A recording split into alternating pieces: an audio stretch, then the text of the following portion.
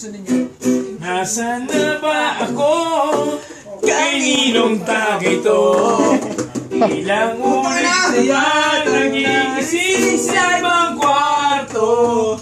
Nagliyas sa bahay, akala madali ang buhay. Ngayon ay nagsisisi pagkat maagang nagtapos. Di mo na kailangan mag-alilangan kung tagay ang gagawin mo. Basta't huwag kalimutan magdahan-dahan kung di sigurado sa kalalabasan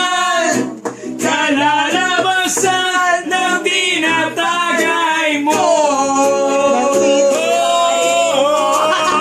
Maliit na butas lumalaki, konting gusot dumadami, di mo maipapaon sa limot o bahala. Baka mamutan ka na maling akala. Private pa to, private pa to. Oh yeah! Private. Pwede to. Bawal video, bawal. Bawal. Tingnan mo natin nasa labas. Tingnan natin. Oh, bigyan mo yung marinig.